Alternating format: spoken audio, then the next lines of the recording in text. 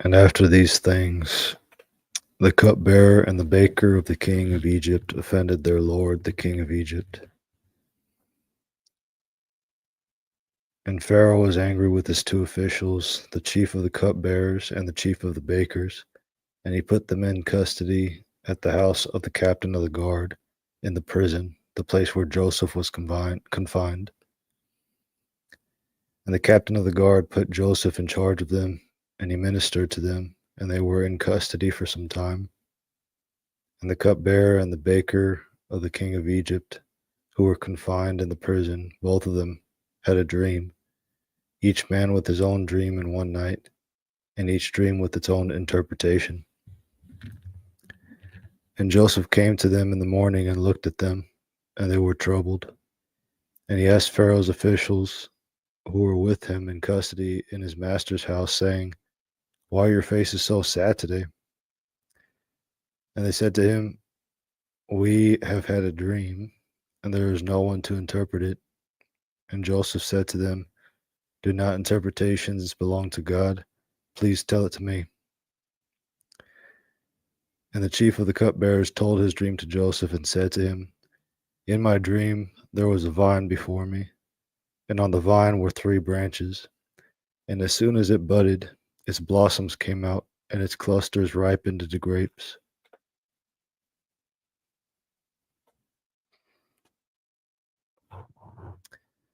And Pharaoh's cup was in my hand, and I took the grapes and squeezed them into Pharaoh's cup. And I put the cup in Pharaoh's hand. And Joseph said to him, 'This is its interpretation.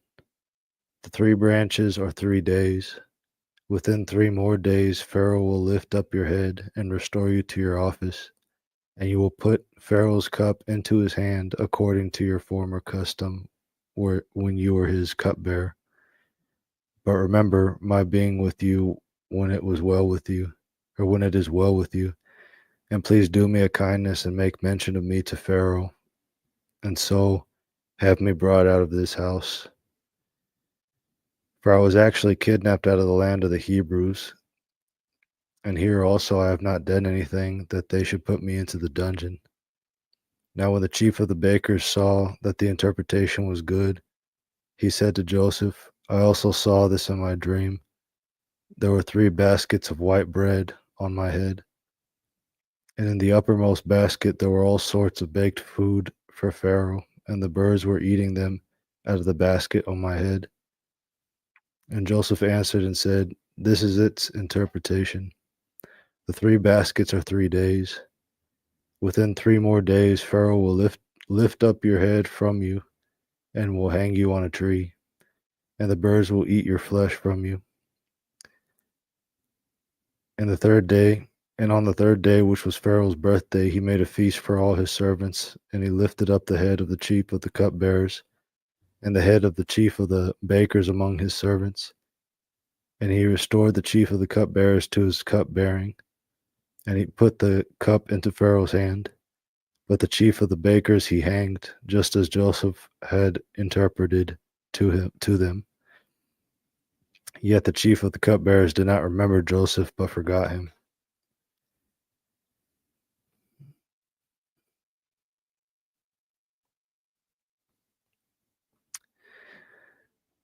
And at the end of 2 full years, Pharaoh had a dream, and there he was standing by the river.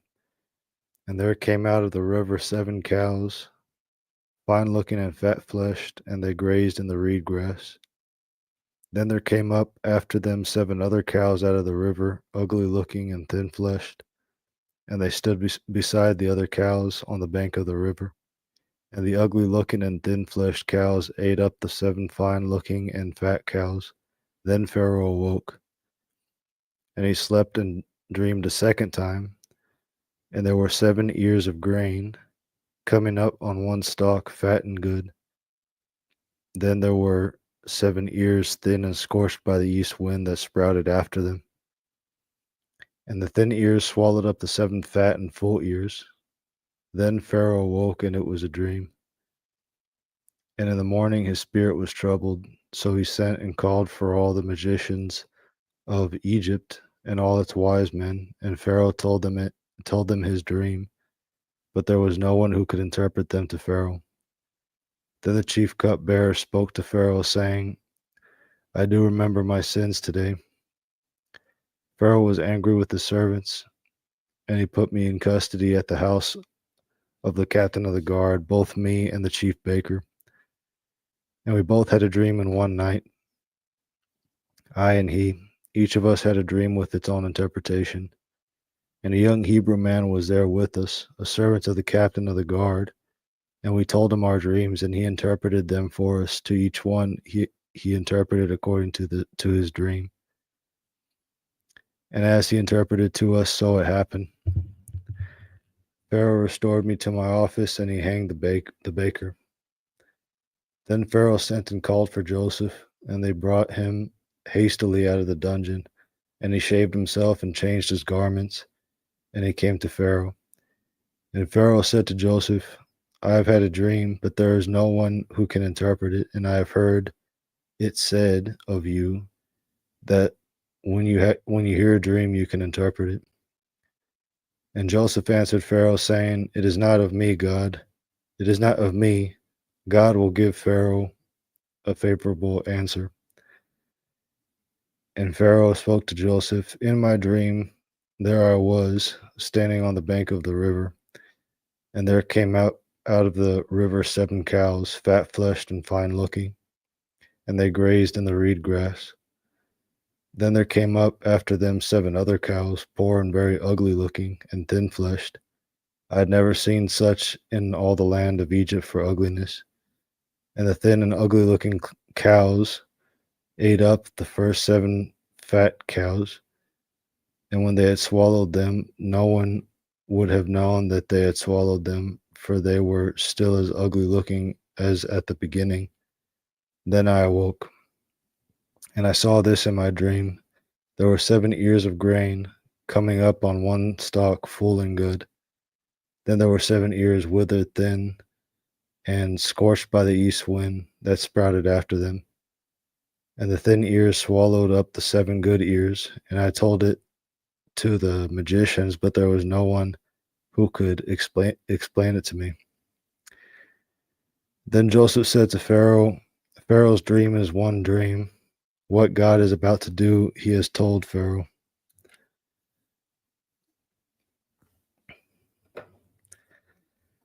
The 7 good cows are 7 years, and the 7 good ears are 7 years.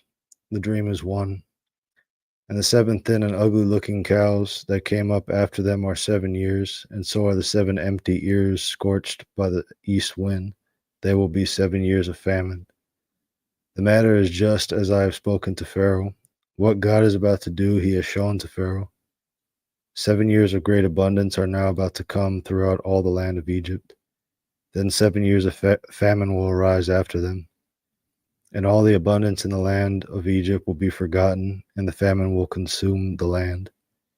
And the abundance will be known in the land because of that famine which follows, for it will be very severe.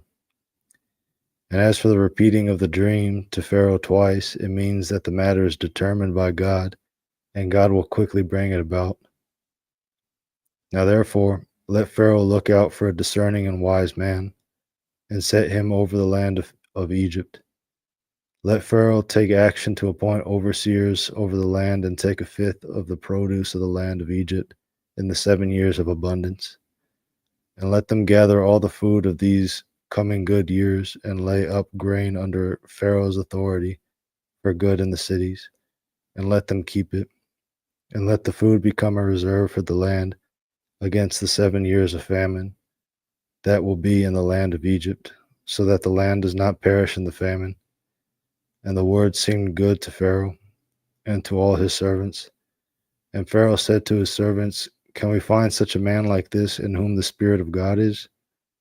And Pharaoh said to Joseph, Since God let you know all this, there is no one as discerning and wise as you. You shall be over my household, and according to your word, all my people shall be ruled. Only in the throne will I be greater than you. Then Pharaoh said to Joseph, See, I have set you over all the land of Egypt. And Pharaoh took off his signet ring from his hand and put put it upon Joseph's hand, and clothed him in garments and fine linen, and put a gold chain around his neck. And he made him ride in the chariot of his second in command. And they cried out before him, bow the knee, and he set him over all the land of Egypt. And Pharaoh said to Joseph, I am Pharaoh, yet without your consent no man will lift up his hand or his foot in all the land of Egypt. And Pharaoh called Joseph's name Zaphenath-paneah, and he gave him Asenath, the daughter of Potiphera, priest of On, as his wife. And Joseph went out over the land of Egypt. Now Joseph was 30 years old when he stood before Pharaoh, the king of Egypt. And Joseph went out from the presence of Pharaoh and passed through all the land of Egypt. And in the 7 years of abundance the earth produced copiously. And he gathered up all the food of the 7 years which came upon the land of Egypt, and put the food in the cities. He placed the food from the surrounding fields within each city. And Joseph stored grain in great abundance, like the sand of the sea, until he stopped measuring it, for it was beyond measure. And before the year of famine came, 2 sons were born to Joseph, whom Asenath, the daughter of Potiphera, priest of On, bore to him. And Joseph called the name of the firstborn Manasseh, for he said, God has made me forget all my trouble and all my father's house. And he called the name of the second Ephraim, for he said, God has made me fruitful in the land of my affliction.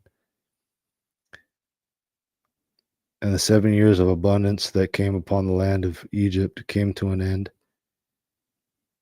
And the 7 years of famine began to come, as Joseph had said. And there was famine in all lands, but in the land of Egypt there was bread. So when all the land of Egypt became hungry, the people cried out to Pharaoh for bread. And Pharaoh said to all the Egyptians, go to Joseph. Whatever he says to you, you shall do.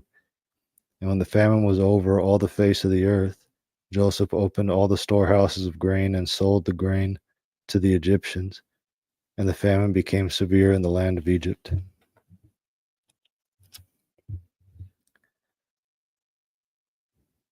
And all the earth came to Joseph in Egypt to buy grain, because the famine was severe in all the earth.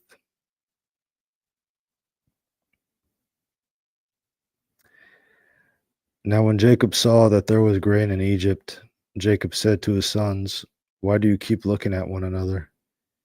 And he said, I have now heard that there is grain in Egypt. Go down there and buy grain for us from there, that we may live and not die.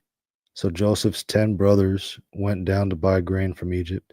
But Jacob did not send Joseph's brother Benjamin with his brothers, for he said, perhaps harm may befall him. And the sons of Israel came to buy grain among the others who came, for the famine was in the land of Canaan. Now Joseph was the governor over the land. It was he who sold grain to all the people of the land. And Joseph's brothers came and bowed down to him with their faces to the ground. And Joseph saw his brothers and recognized them, but he disguised himself to them and spoke harshly with them. And he said to them, where have you come from? And they said, from the land of Canaan, to buy grain for food. And Joseph recognized his brothers, but they did not recognize him. And Joseph remembered the dreams that he had dreamed about them. And he said to them, you are spies. You have come to see the nakedness of the land. And they said to him, no, my lord. Rather, your servants have come to buy grain for food. We are all sons of one man. We are honest men. Your servants have never been spies. And he said to them, no, but you have come to see the nakedness of the land. And they said, we, your servants, are 12 brothers, the sons of one man in the land of Canaan. And at this moment, the youngest is with our father today, and one is no more. But Joseph said to them, it is just as I spoke to you, saying, you are spies, but this you shall be tested. As Pharaoh lives, you shall not go away from this place unless your youngest brother comes here. Send one of you to get your brother while you remain bound. that your words may be tested whether there is truth in you. And if not, as Pharaoh lives, surely you are spies. And he put them all together in custody 3 days. And Joseph said to them on the third day, do this and live, for I fear God. If you are honest men, let one of your brothers remain bound in your place of custody, and the rest of you go. Carry grain for the famine of your households, and bring your youngest brother to me, that your words may be verified, and you will not die. And they did so. And they said one to another, we are indeed guilty concerning our brother, because we saw the distress of his soul when he pleaded with us. Yet we would not listen. Therefore the distress has come to us. And Reuben answered them, saying, did I not speak to you, saying, do not sin against the child? But you would not listen. So now also his blood is required. And they did not know that Joseph understood, for there was an interpreter between them. And he turned away from them and wept.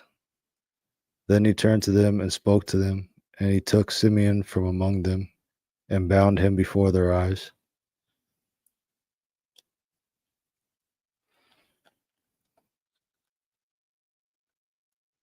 Mm.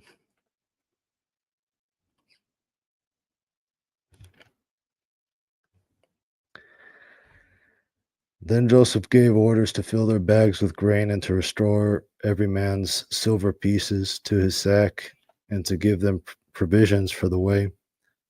And thus was it done for them. And they loaded their grain upon their donkeys and departed from there. And one of them opened his sack to give his donkey fodder at the lodging place, and he saw his silver. There it was in the mouth of his sack. And he said to his brothers, my silver has been returned, and here it is in my sack. And their hearts stopped, and they turned trembling to one another, saying, what is this that God has done to us? And they came to Jacob their father in the land of Canaan, and told him all that had happened to them, saying, the man, the Lord of the land, spoke harshly to us and took us for spies on the land. But we said to him, we are honest men, we have never been spies.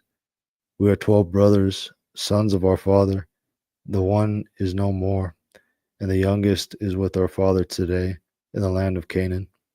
And the man, the Lord of the land, said to us, by this will I know that you are honest men. Leave one of your brothers with me, and take grain for the famine of your households, and go. And bring your youngest brother to me, that I may know that you are not spies, but honest men. I will give you your brother, and you may trade in the land. And when they emptied their sacks, there was each man's bundle of silver pieces in his sack. And when they and their father saw their bundles of silver, they were afraid. And Jacob their father said to them, you have bereaved me of my children. Joseph is no more, and Simeon is no more. And you would take Benjamin. All these things are against me. And Reuben spoke to his father, saying, you may put to death my 2 sons if I do not bring him to you. Put him in my hand, and I will return him to you. But he said, my son shall not go down with you, for his brother is dead, and he alone is left. And if harm should befall him on the way in which you go, then you will bring down my gray hairs in sorrow to Sheol.